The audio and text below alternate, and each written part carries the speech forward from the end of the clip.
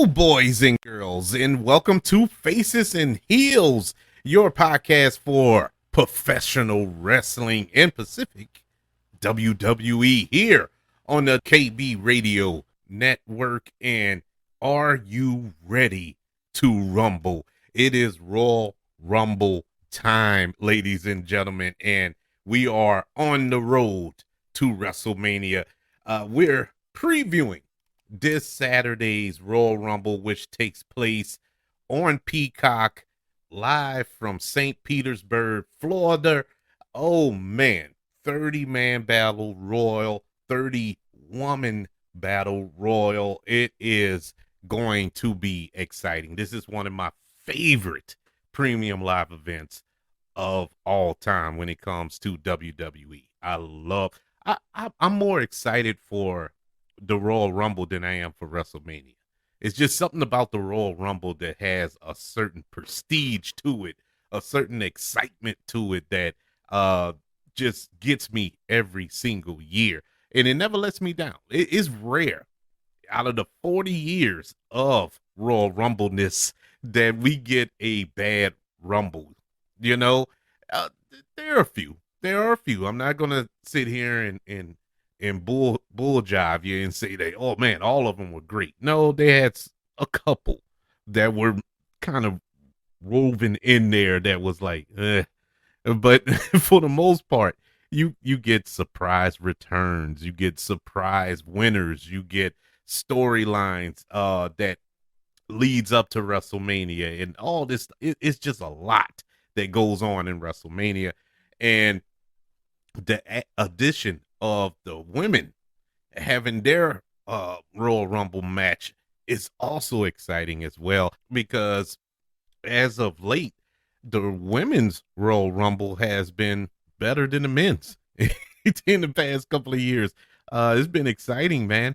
But this is part of the big five when it comes to premium live events for the WWE. You know, of course you have WrestleMania, SummerSlam, Survivor Series, Money in the Bank, and the Royal Rumble. These are the five biggest pay-per-views of the year when it's when it's about the Royal Rumble. So well, about the WWE, excuse me.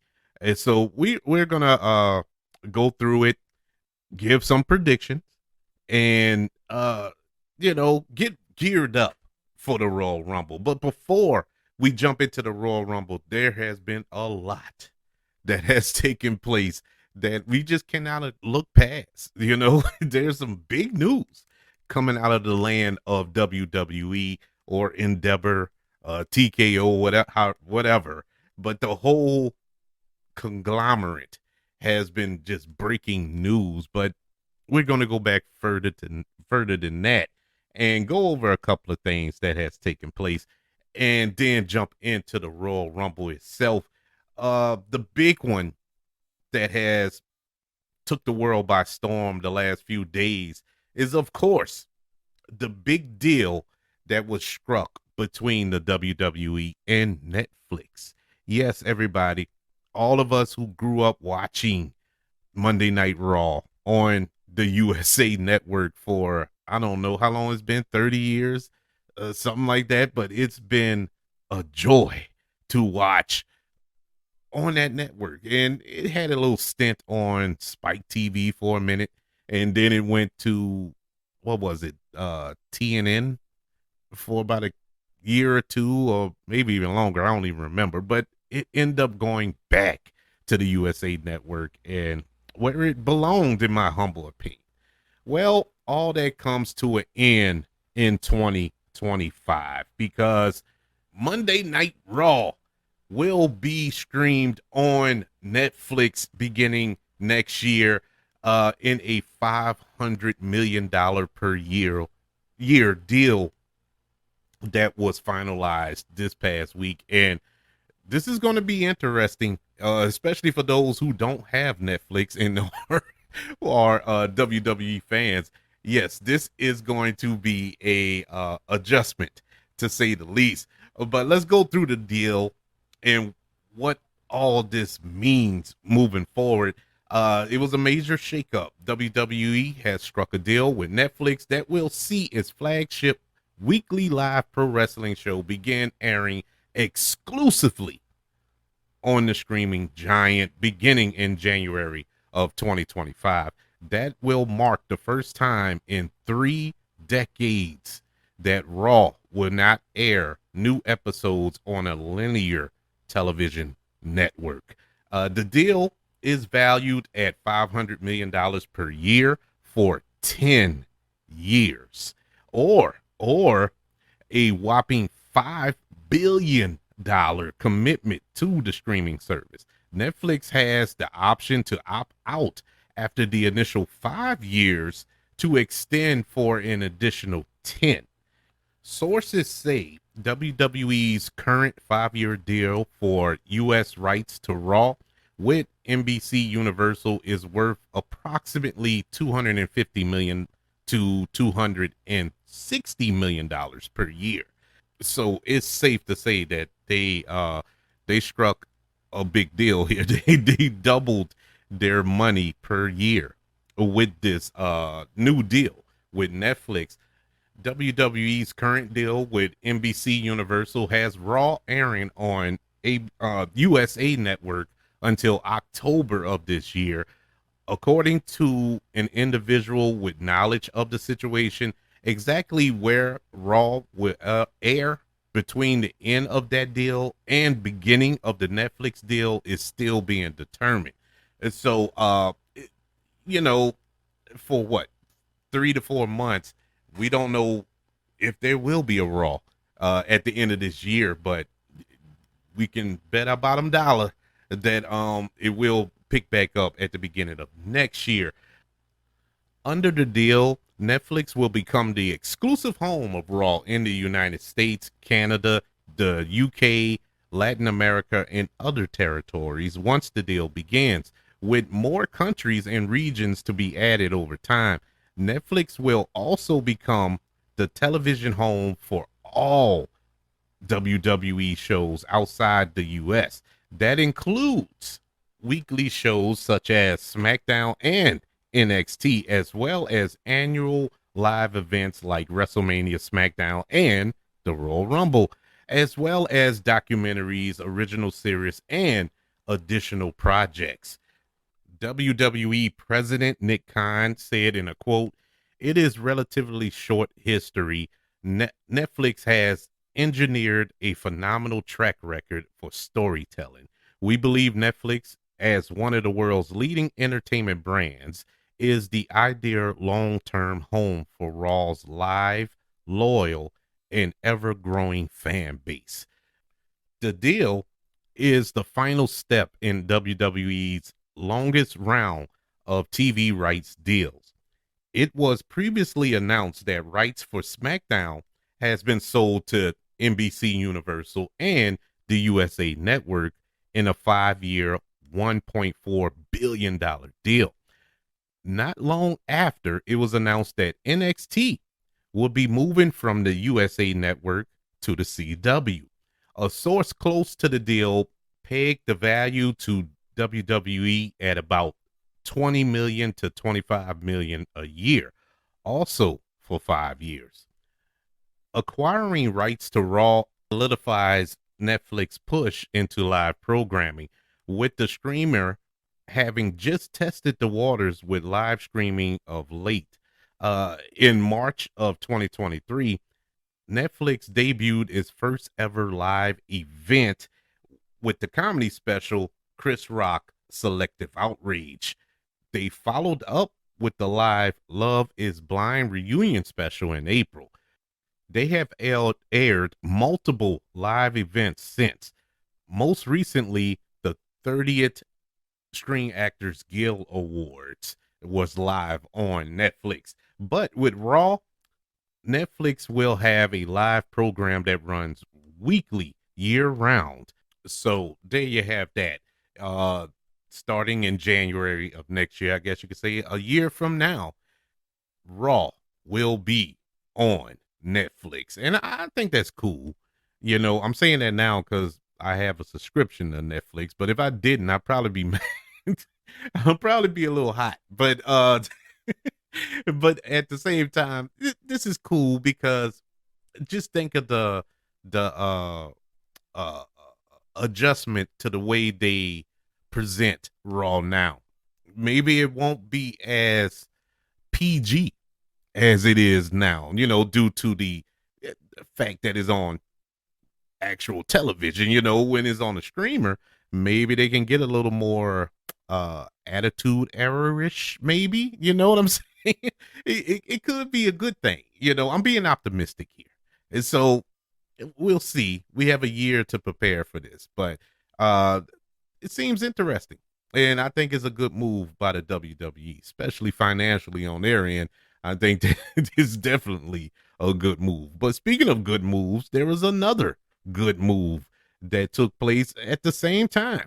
Dwayne Johnson, aka The Rock, has joined the board of directors of TKO Group Holdings Incorporated, the parent company of the UFC and the WWE. Yes, The Rock is on the board of directors. So it's pretty much like he is the boss now. He really is sitting at the head of the table. That is pretty cool. The Rock, who is one of the most popular actors and media personalities on the planet right now, broke out as a star in WWE, which it was the WWF back then when he came about in the 90s and early 2000s. He held multiple world championships in his time as a pro wrestling juggernaut and is widely regarded as one of the greatest professional wrestlers of all time by some. I know my boy, he feels that way, but I always was a Stone Cold fan myself, but that's neither here nor there. I still love The Rock. That didn't mean I don't love The Rock, but if I had to choose between the two, it was always Stone Cold. WWE added that it has also entered into a service and merchandising agreement with Dwayne Johnson. Under that agreement, Dwayne Johnson will provide promotional licensing and other services to the company. Dwayne Johnson also gains ownership of the trademark name The Rock as part of an agreement with this deal. So now he is The Rock. That's his name. WWE do not own it. It is all his. If you remember when The Rock got into acting, he was The Rock. But due to the fact that The Rock was owned by WWE, if you ever notice, go back and watch The Mummy Returns and what was that other first film? Oh Lord, it's escaping me now. I can't even remember. But in the credits, it's always credited as Vince McMahon is an executive producer on the film. Vince McMahon had nothing to do with the movie, but due to the fact that they were using the name The Rock, he had to be a part of he had to be credited for the film. Let's put it that way. And so that's why The Rock went by his birth name, Dwayne Johnson, after that. Yeah, he didn't use The Rock. So Vince McMahon couldn't get a share of the profits from that because he didn't do nothing. He was just getting money from this just because he owned the name The Rock. Well, he doesn't have that problem anymore. News of this board appointed position and agreements with this company, it kind of caused some speculation. It was already widely speculated that The Rock will return to WWE for a match against his cousin and current WWE Universal Champion Roman Reigns. That would be his first match in WWE since 2016. Now, which we're going to get into in a few minutes, The Rock did appear on Raw on, what was it, day one, I think it was.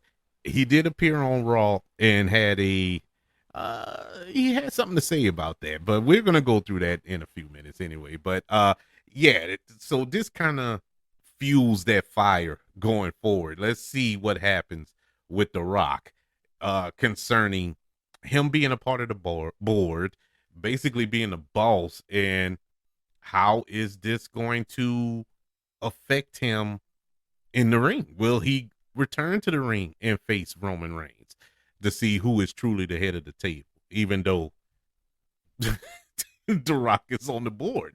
And so this will be interesting going forward. And in our last bit of news, uh boy, Vincent Kennedy McMahon. I I don't know what to say about old tricky Vince there. Whoo, this one here, it's nothing new. Sadly, it's nothing new, but it's when is enough enough? When is Vince McMahon going to have to pay the piper? I mean, we've heard these stories for years, and Vince McMahon, Teflon Vince, has found a way to get through it. But I don't know. I don't know if his time has run out. In case you don't know, on Thursday, January the 25th, we have another accusation of sexual assault by Vince McMahon. A woman who worked for WWE and received a payout from the company has filed a lawsuit against WWE and Vince McMahon on Thursday that alleges the wrestling company's founder took part in sex trafficking and put her through sexual acts that were done with extreme cruelty and degradation. WWE's former head of talent relations, John Laurinaitis, was also named in the suit. The news was first reported by the Wall Street Journal. The lawsuit, filed in the state of Connecticut and obtained by USA Today Sports, details the experience with Janet Grant, a former employee at WWE headquarters. Grant says McMahon made her sign a NDA about their relationship for an agreed amount of $3 million. However, Grant didn't receive full payment from McMahon and wants to void the agreement with the lawsuit. The lawsuit comes out nearly 2 years after reports Vince McMahon paid upwards of $12 million to 4 different women in a 16-year span to quiet accusations of sexual misconduct and infidelity. The Wall Street Journal had also reported WWE was investigating a secret $3 million settlement to pay to an employee with whom he allegedly had an affair with, after which McMahon retired as CEO and chairman of WWE. McMahon was subpoenaed by federal agents in August regarding the payments. This is a quote from Janelle Grant's attorney in the matter.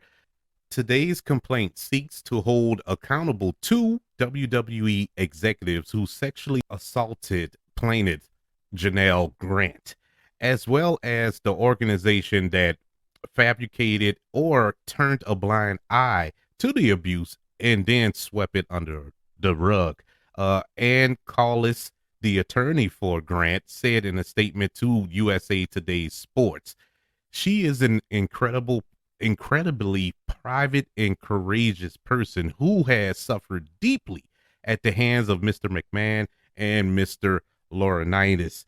Ms. Grant hopes that her lawsuit will prevent other women from being victimized. The organization is well aware of Mr. McMahon's history of this deprived behavior, and it's time that they take responsibility for the misconduct of its leadership. USA Today Sports has reached out to Vince McMahon representatives and the WWE for comment. TKO Group Holdings, the company that owns WWE, along with the UFC, said in a statement to USA Today Sports, it will address the allegations internally. Mr. McMahon does not control TKO, nor does he oversee the day-to-day operations of WWE. While this matter predates our TKO executive teams tenured at the company, we take Miss Grant's horrible accusations very seriously and are addressing this matter eternally. This is a statement put out by TKO Group Holdings on that particular accusation against Vince McMahon and John Laurinaitis in this matter. To go a little more in depth into this particular situation, Janelle Grant was hired by WWE in 2019 after Vince McMahon pushed for a physical relationship in return for a long promised employment at WWE, according to the court documents. During her employment, Grant said she was forced into a sexual relationship, and McMahon would share explicit photos, videos, and details of her with other WWE employees, as well as pushing her into having other sexual relations with other WWE staffers, which included John Laurinaitis. Examples of the sexual counters are listed in the suit, including the instance of when McMahon and Laurinaitis sexually assaulted Grant at Laurinaitis' office at WWE headquarters in Connecticut while colleagues were busy at their desks. Grant had begged the two to stop, but they continued to assault her. The suit alleges Vince McMahon also used sex toys named after WWE wrestlers on Grant, and this is where it gets really disgusting if it isn't already, defecated on her during one encounter. Vince McMahon, if all of this is true, like I said, we're gonna give him his day in court. Everybody is innocent until proven guilty, but if this is true, that is a disgusting human being. I mean, my God, man. This dude, Vince McMahon is what, 80? I mean, come on, man. This is ridiculous. This is ridiculous. I'm so glad that with the sale of the WWE, that Vince McMahon no longer controls WWE. As a fan, a lifelong fan of the product, I'm glad that he is no longer in charge of the company, because I shudder to think what would happen if it was still ran by the McMahons. This would probably cripple it, because you can only duck and dodge all of these accusations so many times. And I don't know, I just got a weird feeling about this one. I think this is finally going to be the straw to break the camel's back. I could be wrong. Like we said, this is Teflon Vince, man. He has weaseled his way out of a lot of situations in the past. You know, the steroid case in the late 80s, early 90s, the other sexual assaults that we mentioned earlier. I mean, it's on and on and on. The dude has just found a way to weasel his way out of it. But I think possibly the time has run out. But look, that's all the somewhat news that has arisen in the past week, actually. All this stuff happened this week. So it's been a busy week for WWE. But let's get into what we came here for. Let's get into the Royal Rumble, which is taking place this Saturday on Peacock, live from St. Petersburg, Florida. This is, like I said to start off the show, my favorite, or one of my favorite premium live events that take place in the WWE. I love the Royal Rumble, and this year looks like it's going to be one of the best. You know, we have a lot of storylines going into this Rumble. We have a lot on the line going into this Royal Rumble. The sky's the limit from here. And so let's go through this year's Royal Rumble. In case you don't know how the Royal Rumble works, which is crazy to me if you don't know, but it's all right. I'm gonna help you out here. The event is based around the Royal Rumble match, and the winner traditionally receives a world championship match at that year's WrestleMania. For the 2024 event, the winners of both the men's and the women's matches receive a choice of which championship to challenge for at WrestleMania XL. The men's can choose to challenge for either the Raw World Heavyweight Championship, which is currently held by Seth freaking Rollins, or SmackDown's undisputed WWE Universal Championship, which is held down by the tribal chief Roman Reigns. While the women have the choice of the Raw Women's World Championship or the SmackDown WWE Women's Championship. And so that's how it works. And even on a couple occasions, the Royal Rumble determined who the champion was. I remember, I can't remember what year it was, but Ric Flair won the WWE Championship at the Royal Rumble because it was vacated by Hulk Hogan, I believe. He was hurt or something like that. I forgot how it went, but he won the championship that year. I think Roman Reigns won it a few years ago when the title was vacated. So there was it has changed hands there, but this year we're not getting that. Going into this year's Royal Rumble, we have a plethora of storylines that will continue and probably continue after the Royal Rumble. For example, we have Randy Orton, who is back after a hiatus, dealing with a back injury. He has been feuding with the Bloodline, and he was feuding with the Bloodline before his back injury, and it was worked in that that the Bloodline was the ones who hurt his back. And now that he is back, he is here on a revenge tour.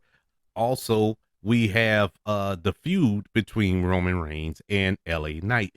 As we all remember, at Crown Jewel in November, Reigns defeated LA Knight to retain the undisputed WWE Universal Championship after interference from the Bloodline. On that following SmackDown, LA Knight stated that he was not done with the Bloodline until he defeated Roman Reigns for the title. Randy Orton then returned at Survivor Series War Games later that month, and on the December 1st episode of SmackDown, he signed with the SmackDown brand after fending off an attack by the Bloodline, which had since added Solo Sikoa, while Jay had left the group and the SmackDown brand earlier this summer and joined the Raw brand. He vowed to get his revenge on the Bloodline. 2 weeks later, we saw the return of AJ Styles helping LA Knight and Randy Orton fight off the Bloodline before AJ Styles attacked LA Knight. On the following week of SmackDown, Styles explained that he attacked Knight for taking his spot in a tag team match at Fastlane. I think that was in October.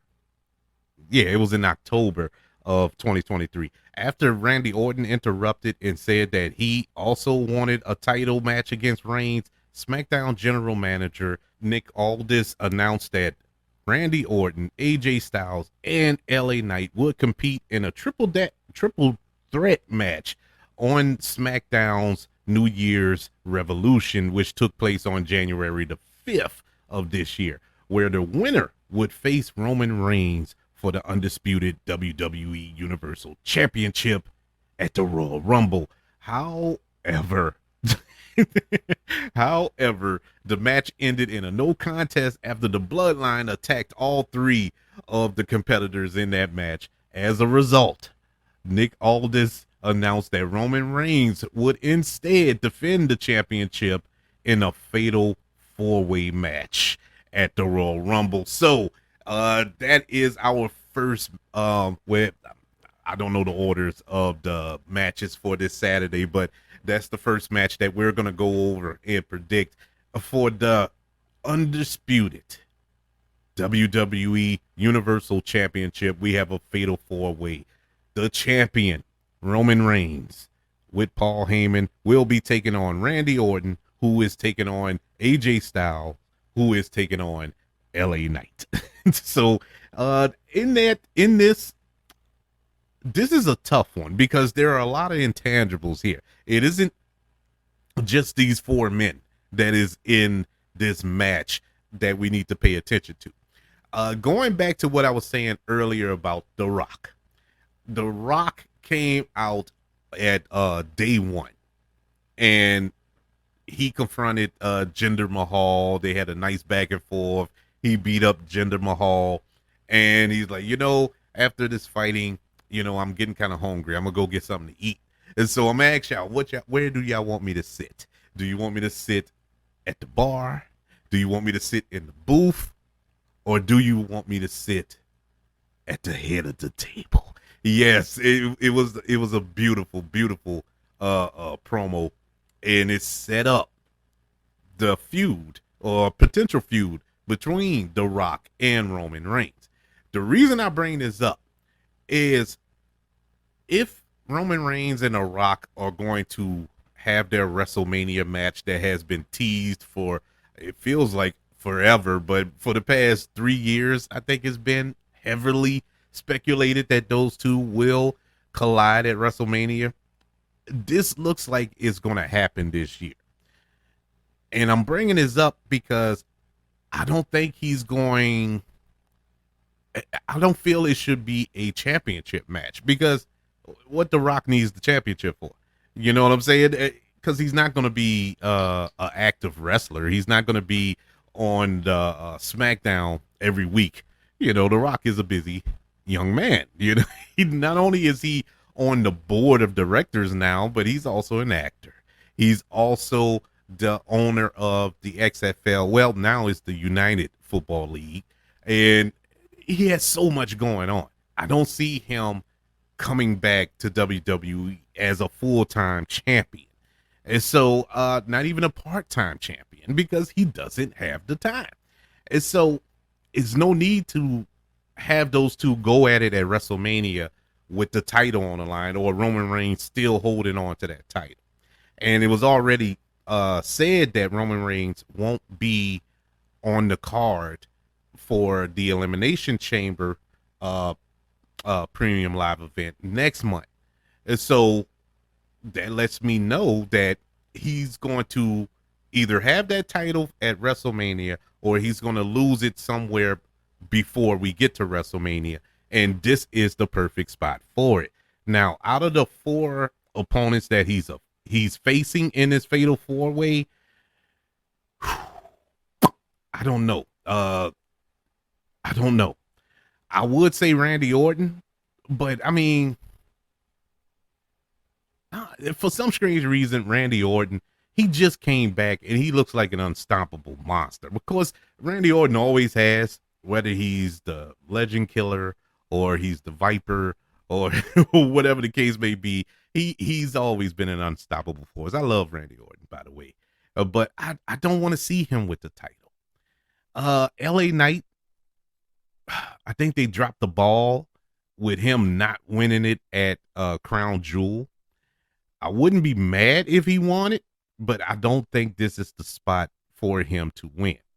Now, AJ Styles, there's a lot you can do there because there's a lot of avenues you can take as far as a WrestleMania main event match with AJ Styles being the undisputed champion.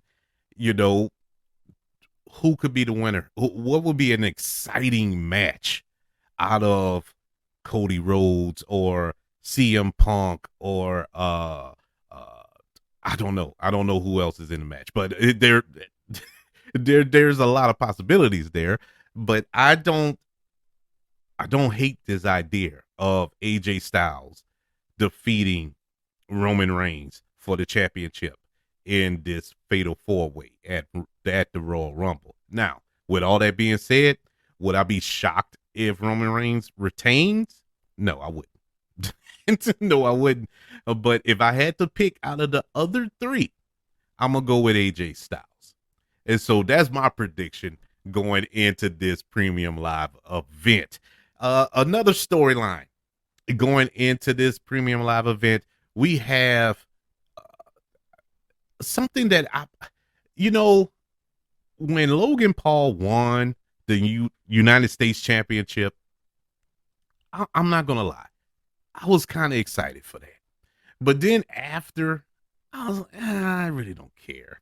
You know, he went into I don't care territory. And I like Logan Paul has won me over.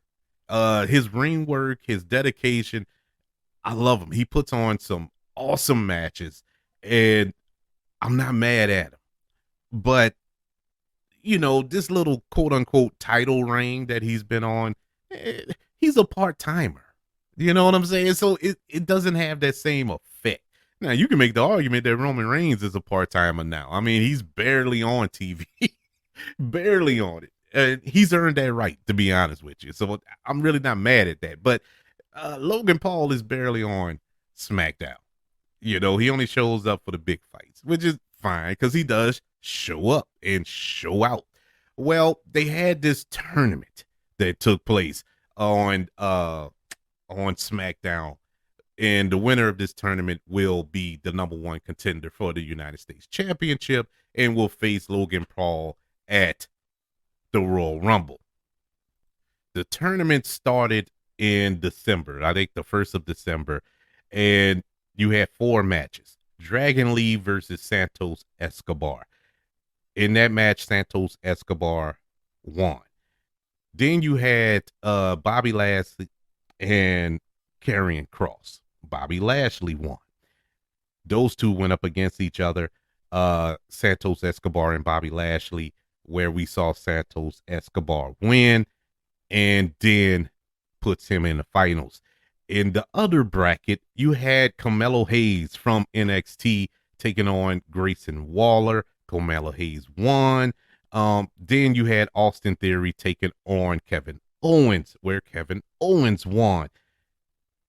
This was a really good match. I enjoyed this match between Kevin Owens and Carmelo Hayes, but ultimately it came down to Kevin Owens defeating Carmelo Hayes, which meant that Kevin Owens would have to take on Santos Escobar on the January 5th edition of SmackDown, and Kevin Owens defeated Santos Escobar, making him the number one contender for the United States Championship, and will take on Logan Paul this Saturday at the Royal Rumble for said championship. This has been a nice build up to this match. Kevin Owens is great on the mic. He's great in the ring. I think the back and forth between him and Logan Paul has been excellent.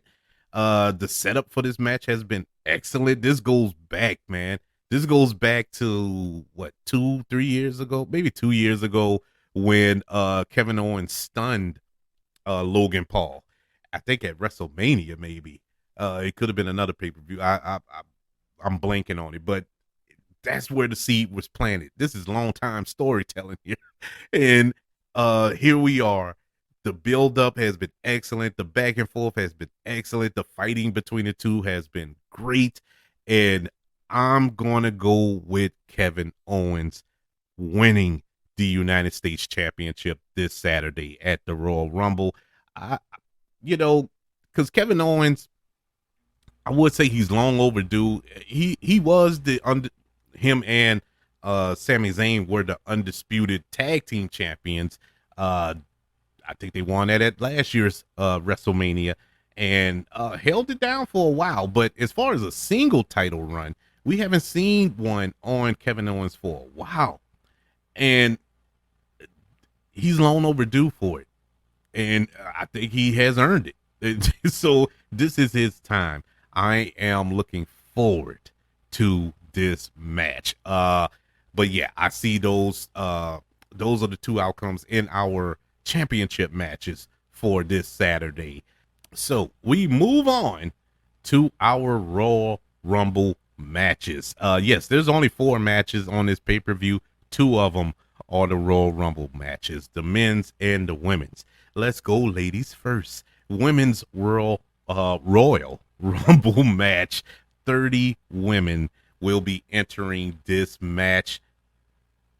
So far, the participants are Bayley has declared an entry. Nia Jax has declared an entry. Becky Lynch, Bianca Belair, Maxine Dupree, and Ivory Now. Those are 6 of the 30 entries in the women's Royal Rumble. I'm not going to predict because we only have 6. We don't even have half of them declared. But this should be a really fun match. You have a storyline going in there with Becky Lynch and Nia Jax. Once again, long-term storytelling. This goes all the way back to 4 years ago when Nia Jax broke Becky Lynch's nose on Raw and cost her an opportunity to fight Ronda Rousey at that year's Survivor Series, I believe. And it has been, I don't know, it's been, I'm not going to say dodging because Nia Jax got fired not too long after that because she hurts everybody. But she's back, and they had a match a couple of weeks ago on Raw, and Nia Jax beat Becky Lynch clean, beat her clean, and this has been the setup going into this Royal Rumble, and it's going to be fun to see these two go at it. You add the element of Bayley. Bayley is another one, with Damage Control and all this here. How is this going to affect the championships moving forward? Because they've been teasing Bayley defecting or turning on Damage Control. And what better way for the ultimate turn for her to win the Royal Rumble and challenge Io Sky at WrestleMania for that SmackDown Women's Championship. That would be amazing. I mean, are we gonna get Hugger Bayley back? I don't know, but there's a turn coming soon, and Bianca Belair is Bianca Belair going to get back into the title hunt and possibly challenge Rhea Ripley for that ultimate dream match that we all have been waiting for. I don't know about y'all, but I've been waiting for that showdown. Those two powerhouse women going at it. Oh my God, what better way for those two to go at it at WrestleMania for the title? Oh, sign me up. And so there's so many questions. And that's just 6 of the participants in this match. Of course, there are going to be surprises. There are going to be some shocks, surprise appearances, and the sky's the limit. So I can't wait for this match. Like I said, I don't have any predictions because I don't know all 30 participants. And so we shall see the women's Royal Rumble match. That leads us to our final match. And of course, it's the men's Royal Rumble match. And so far, at least the time of this recording, we have 11 of the 30 participants announced for this match. Cody Rhodes, CM Punk, Shinsuke Nakamura, Bobby Lashley, Drew McIntyre, Gunther, Chad Gable, Otis, Kofi Kingston, Damian Priest. The list goes on and on. And so let's see who will come out on top. The two favorites are of course Cody Rhodes and CM Punk. And their promo on Raw last week, I think it was amazing. Yeah, it was last week. It was Monday night. It was amazing. This single-handedly hyped me up for the Royal Rumble. I'm so excited. And the way that those two went at it on the microphone tells me that neither one of them will win. I don't see either one winning. I could be wrong. The reason being, CM Punk literally just got there. We haven't seen a televised match from CM Punk since he returned to WWE.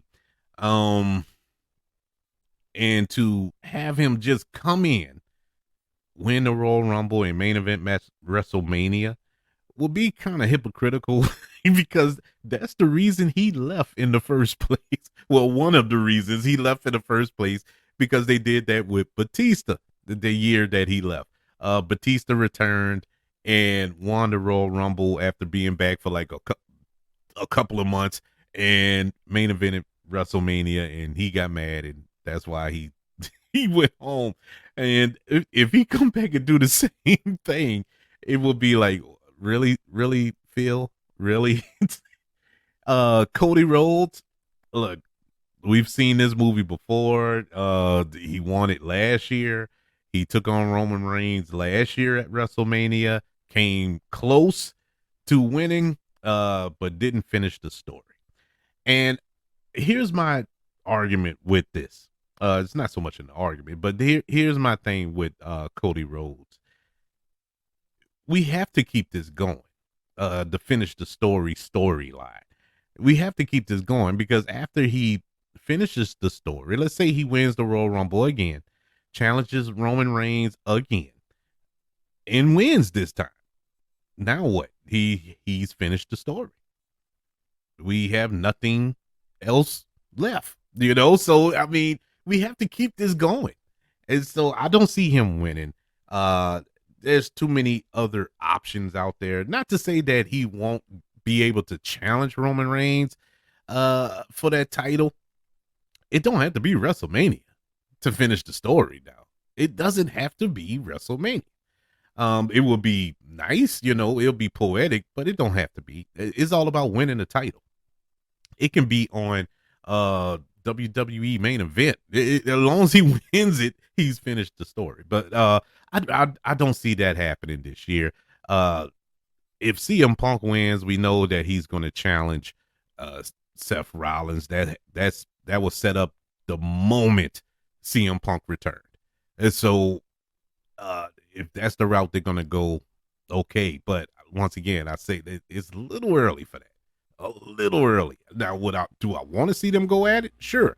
The only problem with that is Seth Rollins got hurt a couple of weeks ago in his title defense against Jinder Mahal. I think he sprained his MCL or something like that. So he's going to be down a few weeks. But he claims he'll be back in time for WrestleMania. So we'll see. But it kind of takes some of the zest out of it. It takes some of the fizz out of that Coke. And so I think they're going to hold off on that. Gunther is due for a world championship. And going by his promo with Seth Rollins on Raw this past Monday, it's set up for that. But he is long overdue. Now, granted, he's the current Intercontinental Champion, but a world champion would be, it's clearly in the cards for Gunther. And the dude is amazing. He is probably the best wrestler in the world, my humble opinion. Now, I'm not speaking in hyperbole. I mean, the dude can wrestle anybody. He wrestles big men. He wrestles small men. And he gives you a show every time he steps between the ropes. Puts on a show. And he hasn't had a bad match yet. If there's been one, it's not his fault. It was not his fault. And so we shall see, man. There, once again, I expect a lot of surprise entries here. Will we see the return of Andrade? Will we see possibly MJF? Huh? Will we see some? I mean, it's going to be some shocks here. I feel it in my gut, and so I'm all in on this, man. This is going to be fun to watch. So this Saturday, the 37th annual Royal Rumble Premium Live event will take place live from St. Petersburg, Florida at Tropicana Field, live on Peacock. If you have it, probably on some pay-per-views and all this here. This is going to be fun. This is going to be fun. Let's not forget, it was the Royal Rumble was supposed to take place there in 2021 or 2020, I believe. I forgot what it was, but the pandemic killed that.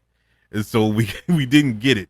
We got that little what was it called? The Thunderdome version of the Royal Rumble, but it was supposed to be at Tropicana Field that year. Uh, but hey, we were patient, and here we are. Here we are. Um, but I would like to know, what are your predictions for this Saturday's Royal Rumble? Do you think there will be some uh surprises here? Somebody we're not thinking of who's going to come out on top, whether it's the men, the women, and the fatal four way in the universal, I mean not universal, but the United States Championship. What are your thoughts and predictions of those matches? You can email the show, kbradiopodcast@gmail.com. You can also look up the show on all social media platforms. Just search for the KB Radio Network, as well as YouTube. Subscribe to the KB Radio Network channel and like this video, please. Don't forget about the 5 stars, the reviews, and sharing this show. If you're listening on Apple Podcasts, Spotify, iHeartRadio, wherever you are currently listening to Faces and Heels here on the KB Radio Network. Everybody, thank you for joining me for this preview of the 2024 Royal Rumble. Can't wait to speak to you after the Royal Rumble when we go over all 4 matches and look ahead to WrestleMania. Can't wait to speak to you then. Until then, you all be good.